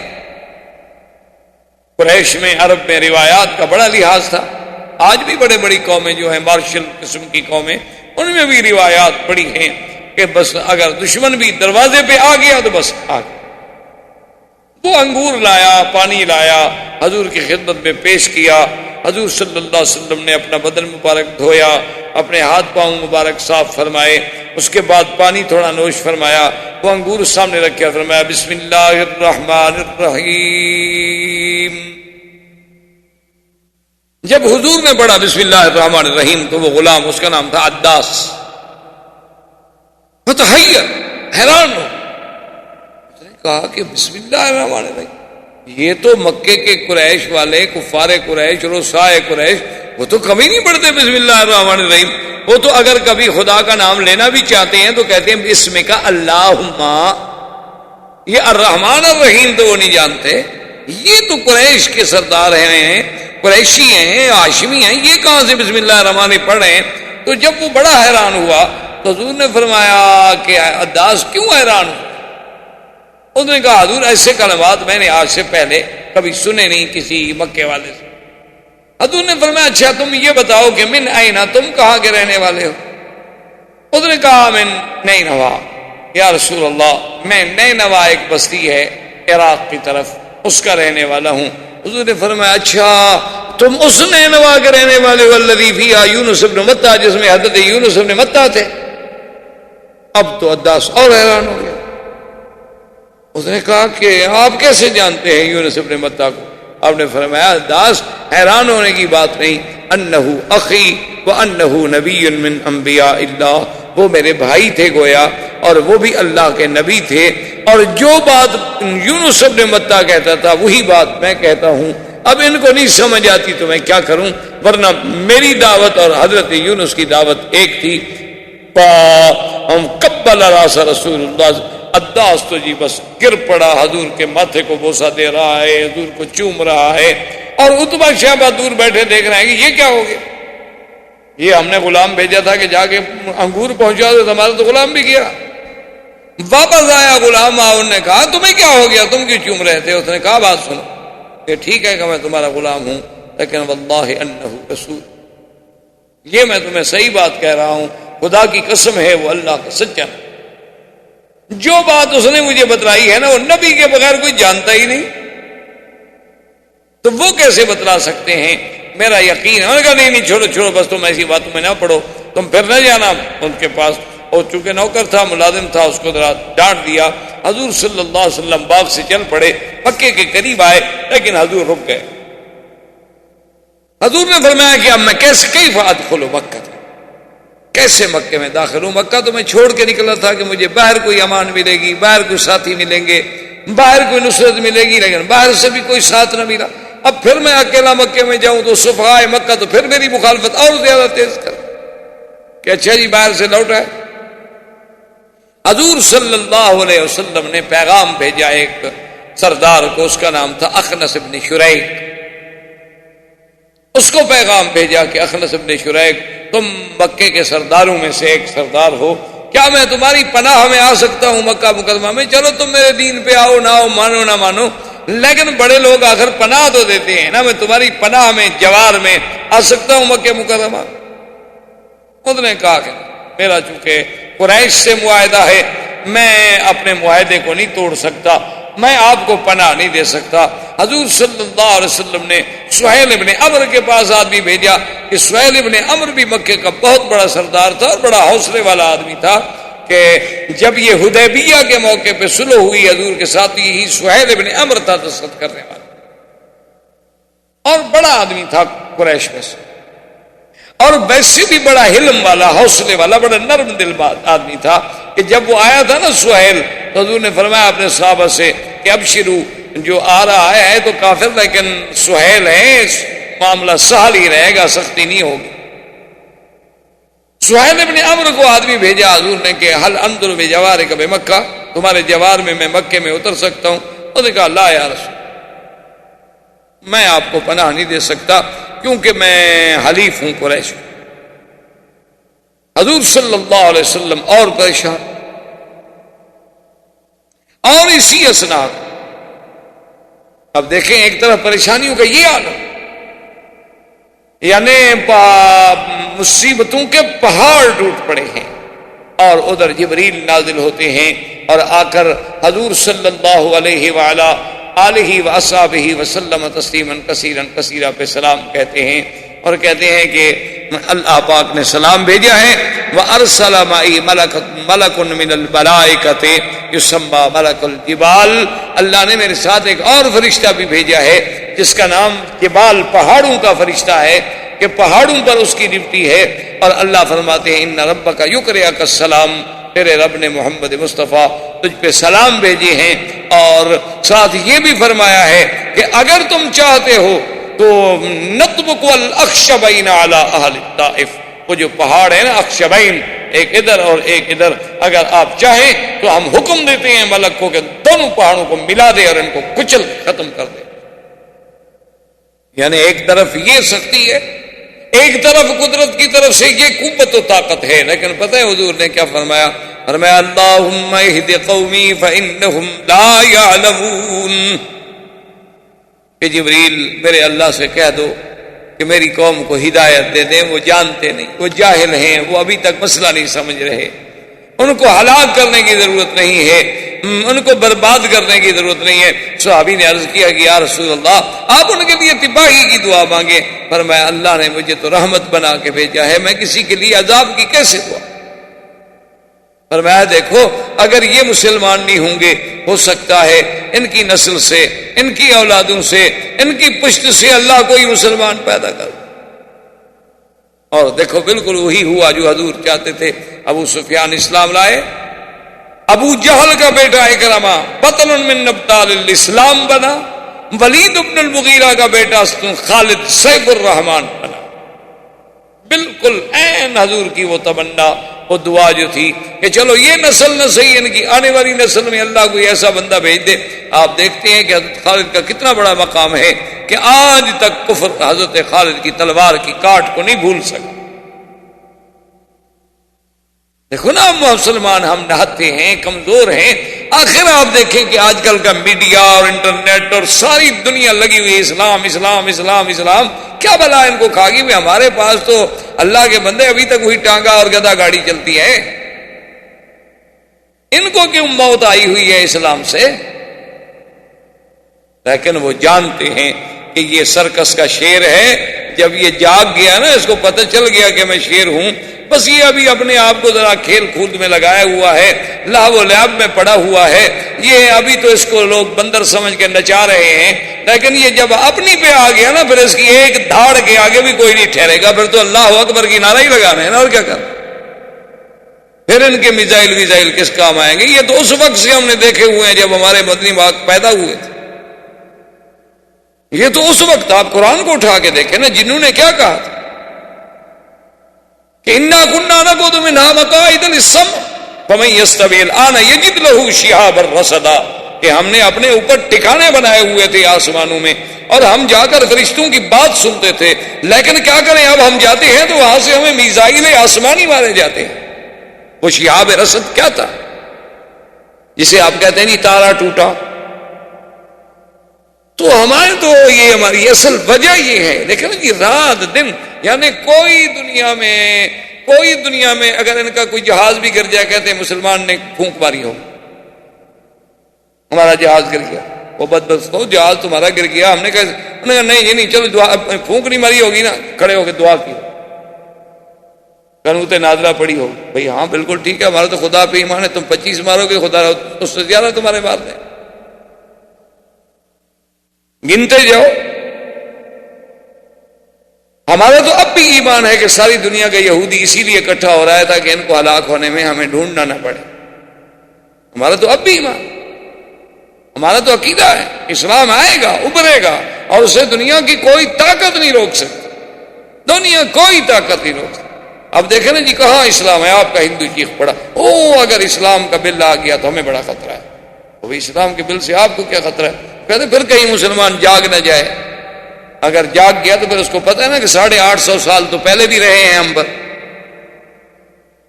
وہ پہلے چپراسی تو نہیں لگے ہوئے تھے نا وہاں، یہ تو جب ہم بد عمل ہوئے تو گر گئے نا۔ آج تک صلیبیوں کو ایوب بھولا ہوا ہے، صلاح الدین بھولا ہوا ہے، مغیرہ بھولا ہوا ہے، آج تک کفر کو سیدنا عمر اور خالد بھولے ہوئے ہیں۔ ایسی قوم کبھی دیکھی ہوگی کہ ان کو یعنی دشمن کہہ رہا ہے کہ حضرت خالد خیال رکھنا، ہماری قوم کے پاس سائنائڈ ایک زہر ہوتی ہے، وہ انہوں نے اپنی انگوٹھیوں میں چھپائی ہوتی ہے تاکہ اگر دشمن پکڑ لے تو بس ذرا چکھ لی اور بندہ ختم ہو گیا، جس کا ذائقہ آج تک کوئی رپورٹ نہیں کر سکا، اتنی خطرناک وہ زہر ہے۔ خیال کرنا کسی کے ہاتھ کا پانی نہ پینا، کھانا نہ کھانا، کہیں دشمن زہر نہ ملا دے۔ تو حضرت خان نے فرمایا اچھا وہ کیا ہوتی ہے؟ تو اس نے اپنی انگوٹھی کھولی، اس نے کہا دیکھو یہ ہو، اچھا یہ تو بہت تھوڑی سی ہے، انہوں نے کہا کمال کر رہے ہو، اس کو تو زبان لگ جائے تو بندہ مر جائے، تم کہہ رہے ہو تھوڑی سی ہے۔ انہوں نے کہا اچھا اس کو اس میں ڈالو، انہوں نے کہا کیا کر رہے ہو؟ کہا ڈالو تو صحیح، بسم اللہ الذی لا یضر مع اسمہ شیء فی الارض ولا فی السماء وهو السمیع العلیم، اور سامنے گلاس پی گیا، وہ ہکا بکا دیکھ رہا، اب گرا اب گرا اب گرا، انہوں نے کہا کیا گرا؟ انہوں نے کہا تمہیں کچھ نہیں ہونے کیا مطلب؟ جس خدا خالق ہے اسی کے نام سے ہم نے پی ہے، اس نے مجھے، تو اس قوم سے کون نہ ڈرے میرا بھائی؟ یہ کمال ہے نا کہ ادھر شدتوں کا یہ عالم ہے اور ادھر مدنی کی رحمت کا یہ عالم ہے۔ کہتے ہیں اللہ اہد قومی فانہم لا یعلمون، میری قوم کو ہدایت عطا فرما دے، یہ بیچاروں کا قصور کوئی نہیں، یہ جانتے۔ اور حضور صلی اللہ علیہ وسلم نے سہیل کو پیغام بھیجا، اس نے بھی انکار کیا۔ آخر میں حضور صلی اللہ علیہ وسلم نے مطعم ابن عدی کو پیغام بھیجا، انہوں نے کہا مکے والوں کچھ تو عقل کرو۔ آخر مطعم ابن عدی نے کہا کہ یا رسول اللہ انزل فی جواری، چلو آپ میری پناہ میں آ جائیں، میں آپ کو اپنی پناہ میں لیتا ہوں اور آپ بالکل تشریف لائیں، اور جس وقت آپ مکے میں پہنچے تو آپ ہمیں باخبر کریں۔ حضور نے خبر دی۔ مطعم نے کیا کیا کہ اپنے بیٹوں کو 6 بیٹے تھے اس کے، حکم دیا کہ سب اسلحہ اچھی طرح پہن لو، تیار ہو جاؤ، اور حضور سے پوچھا کہ کیا کرنا ہے؟ حضور نے فرمایا میں نے تو پہلے کعبے کا طواف کرنا ہے جا کے۔ تو آگے حضور چل رہے ہیں اور پیچھے مطعم ابن عدی کے 6 بیٹے مسلح ہو کے جا رہے ہیں، اور قریش کھڑے ہیں، یہ کیا ہوگا؟ اس نے کہا خبردار ابو سفیان دوڑا، اس نے کہا بتاؤ یہ کیا ہو، کیا تم بھی مسلمان ہو گئے کہ نبی کے پیچھے چلا؟ اس نے کہا دیکھو ابو سفیان میں مسلمان نہیں ہو گیا، لیکن نظر رسول اللہ صلی اللہ علیہ وسلم فی جواری، اللہ کے نبی میری امان میں اترے ہیں، لہذا ابھی کوئی ہاتھ نہ بڑھائے، اگر حضور کو کسی نے نقصان پہنچانے کی کوشش کی تو میں ٹکرا جاؤں گا اس سے۔ انہوں نے کہا اچھا اگر تم نے پناہ دی ہے، کیونکہ یہ ہمارا عرب کا رواج ہے کہ ہم ایک دوسرے کی امان کو بڑی قدر کی نگاہ سے دیکھتے ہیں، چلو ہم حضور سے کچھ نہیں کہتے، لیکن بس وہ ان سے کہیں کہ ہمارے خداؤں کا معاوضہ نہ کریں۔ اسی اثنا میں جب شدت و ظلم و ستم کے پہاڑ ٹوٹ رہے ہیں، کوئی صحابہ حبشے میں ہیں، کوئی صحابہ مستضعفین ہیں، کوئی صحابہ ایمان کو چھپائے ہوئے ہیں اور نماز پڑھنے کی بھی توفیق نہیں ہوتی، تو ایک دن حضور صلی اللہ علیہ وسلم مکے سے باہر نکلے کہ میں جا کے عبادت کروں۔ اللہ پاک نے خبر دی کہ میرا مدنی کوئی بات نہیں، آپ ذرا آگے آئیں۔ حضرت عبداللہ ابن مسعود بھی ساتھ ہیں، آپ نے فرمایا کہ تم بیٹھ جاؤ۔ آگے جا کے حضور نے نماز شروع کی اور اس کے بعد جنوں کا ایک وفد گزرا جس کو اللہ نے قرآن میں مختلف مقامات میں جس کا ذکر کیا ہے۔ وَإِذْ صَرَفْنَا إِلَيْكَ نَفَرًا مِنَ الْجِنِّ يَسْتَمِعُونَ الْقُرْآنَ فَلَمَّا حَضَرُوهُ قَالُوا أَنصِتُوا فَلَمَّا قُضِيَ وَلَّوْا إِلَى قَوْمِهِمْ مُنذِرِينَ قالوا يا قومنا إنا سمعنا كتابا أنزل من بعد موسى مصدقا لما بين يديه يهدي إلى الحق وإلى طريق مستقيم۔ اللہ کے نبی نماز پڑھے اور جن آئے، اتنی جنات آئے۔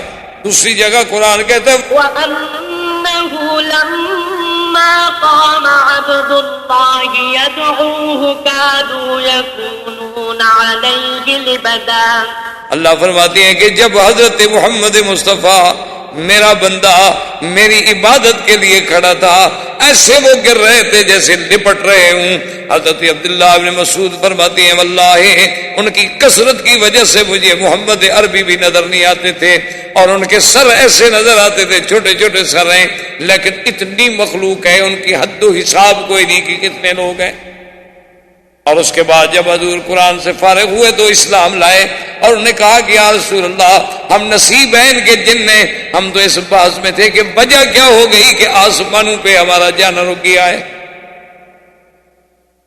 انا لا ندری اشر ارید بمن فی الارض ام اراد بهم ربهم رشدا، ہمیں تو پتہ کوئی نہیں، پہلے ہم باتیں سنتے تھے، ملائکہ کی باتیں سن کے اپنے کاہنوں کو بتلاتے تھے، لیکن سب پہرے لگ گئے، ہم اسی ڈھونڈنے میں نکلے تھے، لیکن آپ کا چہرہ دیکھ کر قرآن سننے کے بعد ہمیں بالکل یقین ہے کہ آپ اللہ کے سچے نبی ہیں، مہربانی کر کے ہمیں مسلمان کریں۔ حضور کے ہاتھوں پہ جناب اب سینکڑوں ہزاروں جن مسلمان ہو رہے ہیں۔ اللہ نے ایک جانب سے تسلی کی محمد مصطفیٰ لا تحزن، غم نہ کریں، فکر نہ کریں، اگر مکے والے مسلمان نہیں ہوں گے تو میری کوئی ایک مخلوق تو نہیں ہے، میرے پاس تو اور مخلوق بھی موجود ہے، اگر یہ اسلام نہیں لائیں گے تو آپ کے اسلام کو بھی نقصان ہو جائے گا، ہم اور قوم بھیج دیں۔ اب یہی میں عین ہی شدت کے اور تکالیف کا دور ہے کہ عین اللہ تبارک و تعالیٰ کی رحمت جوش میں آئی کہ اپنے نبی کی تسلی کے لیے، اطمینان قلب کے لیے اور تطمین کے لیے کہ میرے مدنی کا رات اور دن جو ہے ستم میں گزر رہا ہے اور تکالیف میں گزر رہا ہے، پریشانیوں میں گزر رہا ہے، تو یہاں غم و اندوہ کی آخری حد ہے اور وہاں میری رحمت کے فیصلے، اللہ کی رحمت کے فیصلے ہو رہے ہیں کہ ہم نے اپنے نبی کو تسلی بھی دینی ہے اور اپنے نبی کو اپنے قدرت کی آیات بھی دکھلانی ہے اور آپ کا شان بھی بلند کرنا ہے۔ اور اللہ کی تقدیر نے اسراء اور معراج کا فیصلہ کیا، کیونکہ اب یہ وہی دن ہے جس میں میرے مدنی کو معراج ہوتا ہے، جس کا پہلا حصہ اسراء ہے اور دوسرا حصہ معراج ہے۔ زندگی باقی تو بات باقی انشاءاللہ، وما علینا الا البلاغ۔ برادران اسلام، محترم بھائیوں، عزیز نوجوانوں، سیرت پاک کے سلسلے میں کچھ عرصے سے یہ سلسلہ دروس جاری ہے، اور ہم نے سیرت مبارکہ کے کچھ حصے، کچھ احوال، کچھ حالات پڑھے، بیان کیے اور سنے۔ تو جب حضور صلی اللہ علیہ وسلم کے لیے مکہ کی سرزمین تنگ ہو گئی تو آپ طائف تشریف لے گئے۔ طائف والوں نے بھی استقبال کے بجائے بڑا شدید رد عمل ظاہر کیا، حضور صلی اللہ علیہ وسلم کے بدن مبارک کو زخمی کیا۔ صفحائے طائف نے حضور صلی اللہ علیہ وسلم پہ آوازیں کسے، آپ کے پاؤں مبارک خون سے بھر گئے۔ اسی عالم میں پھر حضور صلی اللہ علیہ وسلم واپس سرزمین حرم مکہ مکرمہ کو لوٹے تو آپ کے لیے یہ دن جو تھے بڑے شدید ہموم اور غموم کے دن تھے۔ ایک طرف حضور صلی اللہ علیہ وسلم پر یہ پریشانیوں کا اور دکھوں کا عالم تھا، عام الحزن تھا، معاونین وفات کر گئے، مساعدین کے پاس اتنی قوت و طاقت نہیں کہ وہ دشمنوں کا مقابلہ کر سکیں، اور اللہ کے نبی اللہ کی دعوت کے لیے ہر وقت بے چین ہیں۔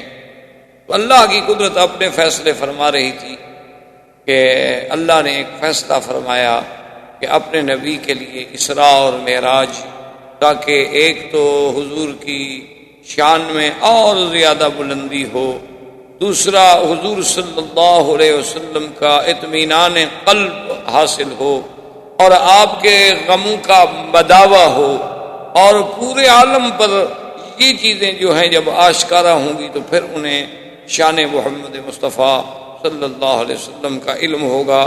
اور ساتھ ایک گنا تسلی تھی کہ میرا مدنی، صرف مکہ اور طائف سے آپ گھبرا رہے ہیں کہ یہ آپ کا ساتھ نہیں دے رہے، ہم تو پوری دنیا کو، آسمانوں کو بھی آپ کے مسخر کرنے والے ہیں، یہ تو چھوٹے سے شہر ہیں۔ تو اللہ کی تقدیر نے آپ کے اسراء اور معراج کا فیصلہ۔ اب یہ بات یاد رکھیں کہ عام طور پر ہمارے ہاں انڈو پاک میں لفظ معراج ہی زیادہ استعمال ہوتا ہے، حالانکہ حضور صلی اللہ علیہ وسلم کا یہ سفر مبارک جو ہے اس کے دو حصے، ایک حصہ جو ہے وہ اسراء ہے اور ایک حصہ مبارک جو ہے وہ معراج ہے۔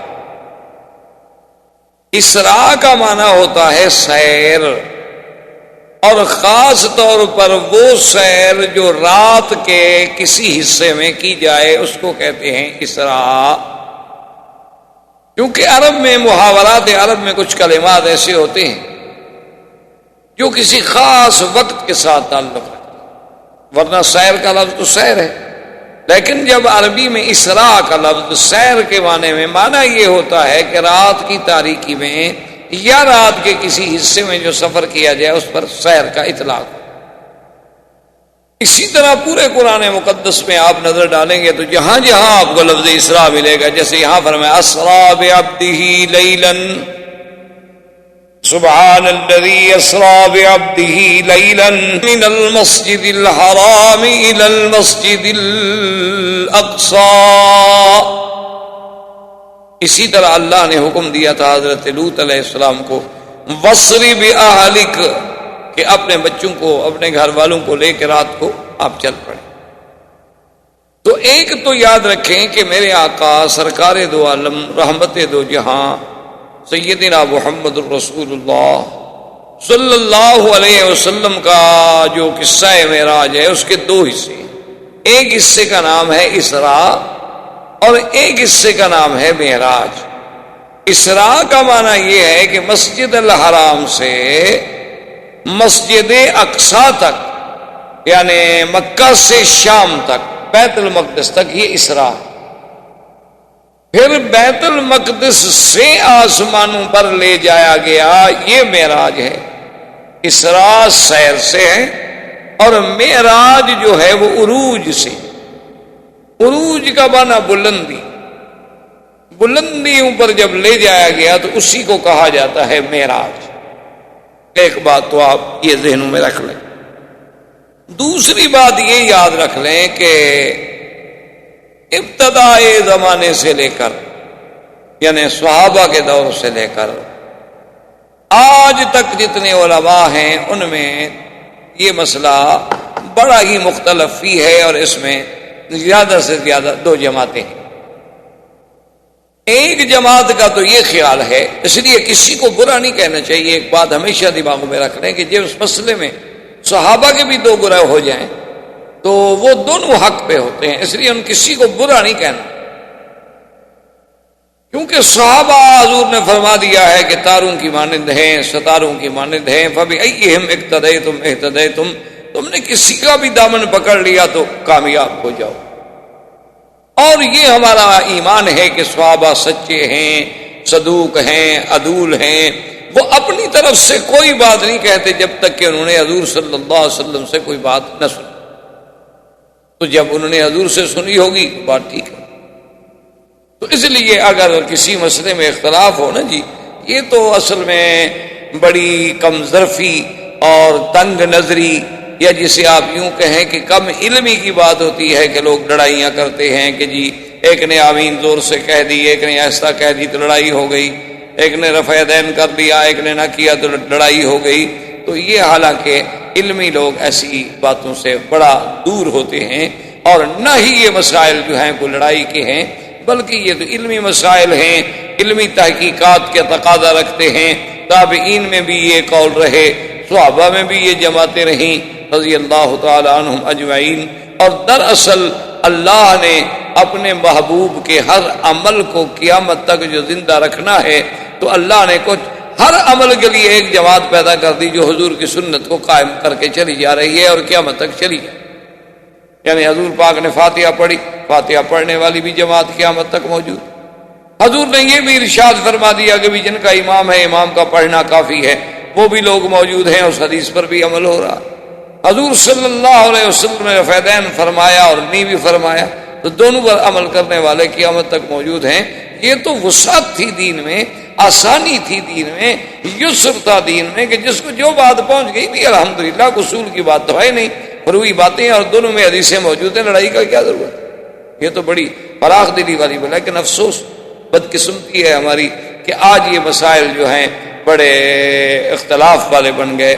وہ ایک دفعہ پرانے دور میں برٹش کے زمانے میں ایک مسجد پہ لڑائی ہو گئی اسی آمین کے مسئلے پہ. کچھ لوگ کہیں ایسا کہو، کچھ کہیں زور سے کہو.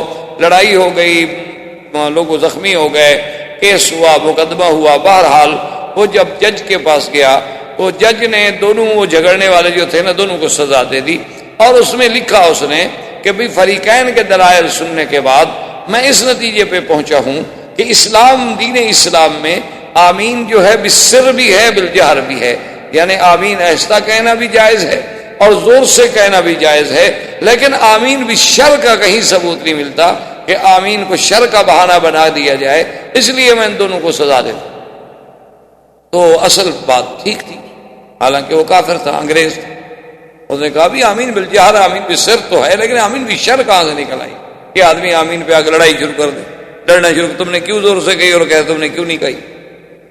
اسی طرح معراج کے مسئلے میں بھی یاد رکھیں ہمیشہ کہ اس میں بھی دو قول ہیں جو بڑے بڑے قول ہیں، اور دونوں طرف صحابہ ہیں، دونوں طرف تابعین ہیں، دونوں طرف ائمہ محدثین ہیں، ائمہ مجتہدین ہیں، اور اللہ ان کی قبروں پہ کروڑوں رحمتیں فرمائے.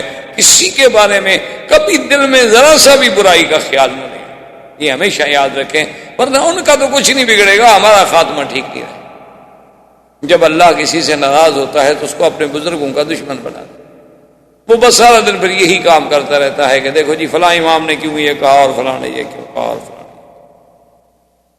تو اس لیے ایک بات کو سمجھیں، حالانکہ دیکھیں پہلے کتنا رواداری تھی کہ تاریخ میں آتا ہے کہ امام شافعی رحمۃ اللہ علیہ ایک دفعہ بغداد تشریف لے گئے اور اتفاقاً انہوں نے اس مسجد میں جا کے نماز پڑھی جہاں امام ابو حنیفہ رحمۃ اللہ علیہ کی ساتھ قبر ہے.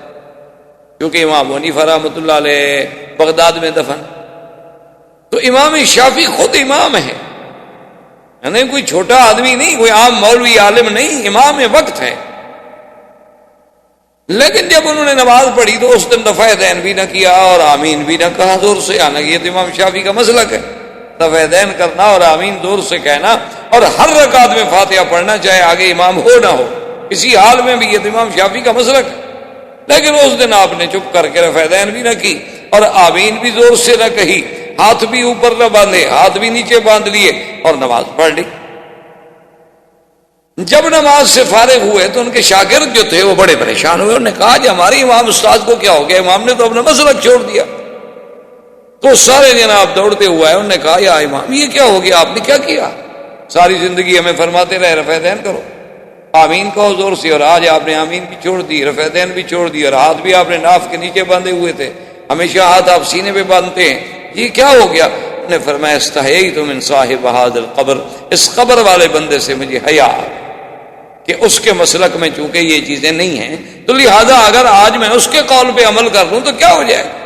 آخر اس کے پاس بھی تو احادیث رسول اللہ ہے، وہ اپنی طرف سے تو کچھ نہیں کہتا، وہ بھی جو کچھ کہہ رہا ہے وہ بھی تو حدیث رسول اللہ سے کہہ رہا ہے. صرف فہم افہام و تفہیم کا فرق ہے نا، کہ ہم نے اس کے معنی کو یوں سمجھا اور اس نے اس کے معنی کو یوں سمجھا. تو افہام و تفہیم میں تو فرق ہو سکتا ہے. چار آدمی ہم بیٹھے ایک عبارت کا ترجمہ کریں، لازمی بات ہے ہر آدمی الگ ترجمہ کرے گا. یعنی آپ ایک اردو کا جملہ لکھ کر کسی کو دے دیں، اس کو کہیں گے جی اس کی تشریح کرو، چار آدمی کو دے دیں، چار آدمی الگ تشریح کریں. اگر مقصود ایک ہوگا لیکن مفہوم ایک ہوگا، لیکن لفظ اور طریق جو ہے وہ الگ الگ ہو. تو یہ ادب تھا، یہ احترام تھا. اور ان کا ایک بہت بڑا مشہور قصیدہ ہے جو انہوں نے امام حنیفہ رحمۃ اللہ علیہ کی شان میں لکھا تھا کہ فلعنت ربنا اعداد رمل. انہوں نے کہا کہ اللہ اس بندے پر جتنے اس کے ریت کے ذرے ہیں نا اتنی لعنتیں بھیجے جو ابو حنیفہ کے قول کو ٹکرا دے. یہ کہہ دے کہ میں امام صاحب کے قول پہ عمل نہیں کرتا، میرے نزدیک دوسرا قول راجح ہے. لیکن یہ تو نہیں نا کہ کہہ دے کہ وہ غلط تھے اور وہ نعوذ باللہ کوفے کے کسائی تھے اور وہ جاہل تھے اور وہ کچھ نہیں تھے اور وہ یوں تھے اور یوں تھے، ان کو تو حجامت کے مسئلے بھی نہیں آتے تھے اور لوگوں نے امام مان لیا. تو ایسی چیزیں جو ہے نا اس لیے ہمیشہ ذہن میں رکھا کریں، کیونکہ آج کل ہمارے نوجوانوں پر یہ مسائل بڑے سوار ہیں. ان کو بدقسمتی ہے ہماری کہ ہم کیا کریں کہ آدمی چار جماعتیں پڑھ لیتے ہیں، بیچارے دو دین کی کتابیں پڑھ لی اور دعویٰ ہو جاتا ہے کہ میں عالم ہو گیا، میں مولوی ہو گیا. پھر اور جب آدمی صحیح معنوں میں عالم نہ ہو تو پھر دین ملا فی سبیل اللہ فساد. پھر مولوی اسی کو کہتے ہیں کہ جو چپ نہ کرے، کوئی نہ کوئی بات کہتا ہے، صحیح ہو یا غلط. تو اس لیے یاد رکھیں کہ معراج میں اور اسراء میں بھی دو قول. ایک قول تو یہ ہے کہ یہ اسراء معراج سب حق ہے، لیکن ہے یہ خواب. یعنی حضور صلی اللہ علیہ وسلم نے سیر فرمائی، حضور صلی اللہ علیہ وسلم کو معراج ہوا، لیکن وہ یہ کہتے ہیں کہ بھی یہ خواب، یعنی یہ بیداری کا قصہ نہیں، بلکہ آپ نے خواب میں یوں دیکھا کہ میں یہاں سے چلا اور یہاں گیا اور یہاں گیا اور یہاں. ایک دوسرے علماء کرام صحابہ عظام سلف صالحین کا یہ قول ہے، وہ کہتے ہیں نا یہ واقعہ جو ہے خواب کا نہیں ہے بلکہ بیداری کا ہے، اور صرف روح کو یہ سفر پیش نہیں ہوا بلکہ حضور صلی اللہ علیہ وسلم نے روح مع الجسد اور بیداری میں جاگتے ہوئے آپ نے یہ سب کچھ دیکھا ہے. اسراء بھی اور معراج بھی دونوں حضور صلی اللہ علیہ وسلم کے وجود مسعود اور آپ کے بیداری کے عالم میں روح اور جسد کے ساتھ آپ نے یہ سارا سفر کیا، یہ خواب نہیں. اب اسی پہ غور کر لیں کہ جنہوں نے کہا ہے کہ خواب ہے وہ کیوں کہتے ہیں خواب. وہ کہتے ہیں کہ قرآن پاک میں ایک آیت مبارک ہے، قرآن کہتا ہے وَمَا جَعَلْنَا الرُّؤْيَا الَّتِي أَرَيْنَاكَ إِلَّا فِتْنَةً لِلنَّاسِ وَمَا جَعَلْنَا الرُّؤْيَا الَّتِي أَرَيْنَاكَ إِلَّا فِتْنَةً لِلنَّاسِ کہ میرا مدنی صلی اللہ علیہ وسلم یہ جو کچھ ہم نے آپ کو دکھایا ہے ہمارا مقصد ہے امتحان لوگوں کا. کہ کیا مانتے ہیں، اتنی بڑی بات بھی مانتے ہیں میرے نبی کی کہ نہیں مانتے؟ تو لفظ ہے رویا، رویا عام طور پر اطلاق ہوتا ہے خواب پہ، قرآن میں لفظ رویا ہے۔ جیسے سیدنا یوسف علیہ السلام نے اپنے ابا سے کہا تھا کہ میرے ابا انی رأیت 11 کوكبا والشمس والقمر رأیتهم لی ساجدین، کہ میں نے دیکھا ہے کہ 11 تارے ہیں، سورج چاند ہے اور مجھے سجدہ کر رہے ہیں۔ قال یا بنی لا تقصص رؤیاک علی اخوتک، انہوں نے کہا تھا کہ میرے بیٹے اپنا یہ خواب جو ہے نا کسی بھائیوں کو نہ بتلانا، تو وہاں بھی لفظ رویا ہے، رویا سے مراد خواب ہے۔ یوسف علیہ السلام نے خواب ہی دیکھا تھا، کوئی حقیقت تو نہیں تھی کہ تارے آسمان سے اتر کے سجدہ کر رہے۔ اسی طرح اپنا سیدنا اسماعیل علیہ السلام اور سیدنا ابراہیم علیہ السلام جب تشریف لے گئے منا میں، اور اس وقت اپنے بیٹے، بھائی آسانی سے خاموش تو رہو نا، بات کرنا بھی ضروری ہے پانی کے ساتھ۔ اللہ تبارک و تعالیٰ نے اتنی عقل نہیں دیا، ابھی قرآن پڑھا جا رہا ہے، مسجد ہے، ہم خاموش رہ لیں، اور باتوں کا شوق ہے سڑک پہ کھڑے ہو کے ساری رات کرتے رہیں، کسی نے آپ کو منع نہیں کرنا۔ لا حول ولا قوت الا باللہ۔ تو اب انہوں نے سیدنا اسماعیل علیہ السلام کو سیدنا ابراہیم الخلیل علیہ السلام نے جب تشریف لے گئے تو کیا کہا تھا قرآن؟ انی ارا فی المنام انی اذبحک فانظر ماذا ترى،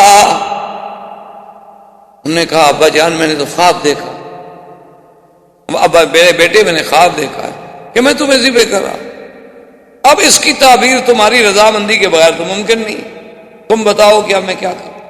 بہرحال میرا خواب، تو وہاں بھی لفظ رویا ہے، ارا ہے، جس کا مادہ رویا سے ایک ہے تو معنی خواب ہے۔ وہ کہتے ہیں کہ جب قرآن یہ کہتا ہے کہ وما جعلنا الرؤیا التي اریناک، یہ جو رویا ہم نے آپ کو دکھایا ہے یہ بندوں کے امتحان کے لیے ہے، وہ کہتے ہیں کہ حضور صلی اللہ علیہ وسلم نے تو خواب دیکھا ہے، یہ رویا ہے، حقیقت تھوڑی ہے کہ آپ زندگی میں جاگتے ہوئے اپنے وجود مسعود کے ساتھ تشریف لے گئے تھے۔ ایک ان کی دلیل اللہ کے قرآن سے یہ، اور دوسری ان کی دلیل ہے ایک حدیث ہے سیدہ عائشہ صدیقہ رضی اللہ تعالی عنہ، کہ بی بی عائشہ صدیقہ رضی اللہ تعالی عنہ فرماتی ہیں کہ ما فقدت وجود رسول اللہ صلی اللہ علیہ وسلم عن فراشی، بی بی عائشہ فرماتی ہیں خدا کی قسم میں نے تو حضور کو اپنے بستر سے دور نہیں پایا، یعنی حضور بستر پہ موجود تھے۔ وہ کہتے ہیں کہ جب بیوی کہہ رہی ہے کہ حضور بستر پہ موجود تھے تو حضور آسمانوں پہ کیسے تشریف لے گئے؟ وہ خواب تھا، خواب میں جا سکتے ہیں لیکن اپنے وجود مسعود کے ساتھ تشریف نہیں لے گئے، کہ بی بی عائشہ کہہ رہی ہیں کہ میں نے تو حضور کے بدن کو اپنے بستر سے غائب نہیں پایا، حضور صلی اللہ علیہ وسلم بالکل اپنے بستر پہ موجود تھے۔ یہ دوسری دلیل۔ تیسری دلیل ان کی یہ ہے کہ سیدنا معاویہ رضی اللہ تعالی عنہ جو کاتب الوحی ہیں محمد مصطفیٰ صلی اللہ علیہ وسلم، صحابی جلیل ہیں، کاتب الوحی ہیں، اور پھر حضور کے قریبی رشتہ دار ہیں، معاویہ بن ابی سفیان ہیں، اور اس کے بعد پھر حضور صلی اللہ علیہ وسلم کی زوجہ محترمہ ام حبیبہ کے بھائی ہیں۔ وہ بھی ایک روایت فرماتے ہیں، وہ کہتے ہیں کہ جو لوگ یہ کہتے ہیں کہ حضور صلی اللہ علیہ وسلم اپنے وجود مسعود کے ساتھ بیداری میں جاگتے میں آسمانوں پہ تشریف لے گئے، وہ کہتے ہیں بھئی ان کو غلط فہمی ہوئی ہے، بہرحال یہ حضور کا معراج تو ہے لیکن روحانی ہے، آپ کی روح مبارک کو اللہ نے یہ ساری سیریں کرائی ہیں لیکن آپ کا جسد مبارک جو ہے وہ اس کو ساتھ نہیں بھیجا گیا۔ تو ان کے دلائل یہ میں نے مختصر عرض کر دیا، اور اس کے علاوہ بھی دلائل، اور جو صحابہ، تابعین، محدثین، ائمہ مجتہدین، ائمہ فقہا اس بات کے قائل ہیں، وہ کہتے ہیں کہ نہیں، بالکل یہ خواب نہیں بلکہ حقیقت ہے، یہ خواب نہیں ہے، ان کی دلیل یہ ہے کہ جب اللہ نے قرآن میں فرمایا کہ اسرا بعبدہ، سبحان الذی اسرا بعبدہ لیلا من المسجد الحرام الى المسجد الاقصی، وہ کہتے ہیں کہ قرآن میں لفظ عبد کا اطلاق روح پر کبھی ہوا ہی نہیں کہ روح ہو اور کہا اس کو عبد کیا ہو، یہ کبھی نہیں ہوا، سارا قرآن پڑھ لیں۔ وَأَنَّهُ لَمَّا قَامَ عَبْدُ اللَّهِ يَدْعُوهُ كَادُوا يَكُونُونَ عَلَيْهِ لِبَدًا، اور حضرت عیسیٰ کیا کہتے ہیں؟ قَالَ إِنِّي عَبْدُ اللَّهِ آتانی الکتاب وجعلنی نبیا، اللہ فرماتے ہیں وذکر عبدنا ایوب، سارے قرآن میں وہ کہتے ہیں کھول کے دیکھ لیں، سارے قرآن پاک کا مطالعہ کر لیں کہ جہاں جہاں لفظ عبد آیا، عبادنا ابراہیم و اسحاق، عبدنا ایوب، اور اسی طرح عباد مکرمون، اور اسی طرح انی عبد اللہ، اللہ نے میرے مدنی کو فرمایا انہ لما قام عبد اللہ، فرمایا واوحینا الی عبدہ ما اوحی، جہاں پورے قرآن کو دیکھ لیں وہ کہتے ہیں کہ لفظ عبد کا اطلاق تو کبھی روح پہ ہوتا ہی نہیں، عبد کا اطلاق ہوتا ہی روح مال جسد پہ ہے، تو جب اللہ فرما رہے ہیں کہ اسرا بعبدہ تو بات ختم ہو گئی، یہاں ہم کیسے سمجھ رہے ہیں کہ وہ روح کا معراج ہے اور روح کا اسراء ہے اور خواب ہے؟ اس لیے وہ فرماتے ہیں کہ نہیں، بالکل حضور سرکار دو عالم رحمت دو جہاں آپ بعین ہی بیداری میں جاگتے ہوئے بالکل بسلامتی ہوش و حواس تشریف لے گئے۔ اور دوسری دلیل ان کی یہ ہے کہ اسرا بعبدہ لیلا، ہم نے سیر کرائی اپنے عبد محمد الرسول اللہ صلی اللہ علیہ وسلم کو، کب؟ رات میں۔ تو کہتے ہیں کہ جب خواب کی بات ہو تو پھر رات کی کیا ضرورت ہے کہنے کی؟ خواب تو رات کو دیکھے یا دن کو دیکھے، سوئے میں دیکھے، رات کو دیکھے، اکثر اوقات خواب ہوتے ہی رات میں ہیں، تو پھر اس کی ضرورت کیا تھی اتنی بڑی بات کہنے کی کہ ہم نے رات میں سیر کرائی؟ تو یہ دلیل ہے کہ کوئی سیر کسی کو جاگتے میں کرائی جا رہی ہے کہ ساتھ وقت کا تعین بھی کیا جا رہا ہے کہ وہ سیر دن میں تھی کہ یا رات میں تھی، ورنہ اگر خواب کی بات ہوتی تو پھر اس کے ساتھ لیلن کہنے کی کوئی ضرورت۔ دوسری دلیل ان کی یہ، اور تیسری دلیل ان کی یہ ہے کہ اگر یہ خواب تھا تو پھر مکے والوں کو اتنے شور کرنے کی کیا ضرورت تھی؟ خواب تو کوئی بھی دیکھ سکتا ہے، دنیا کا آدمی، خواب تو آپ بھی دیکھتے ہیں کہ ابھی آپ ہندوستان میں ہیں، ابھی آپ اپنے گھر میں بیٹھے ہوئے تھے، آپ بھی خواب دیکھتے ہیں ہندوستان میں رہتے ہوئے کہ یار میں تو مکہ شریف میں طواف کر رہا ہوں، میں عمرہ کر رہا ہوں، اور میں صفا مروہ دوڑ رہا ہوں، میں مدینہ منورہ میں کھڑا ہوں، ریاض الجنہ میں نفلیں پڑھ رہا ہوں۔ یہ تو خواب ہر آدمی دیکھ سکتا ہے۔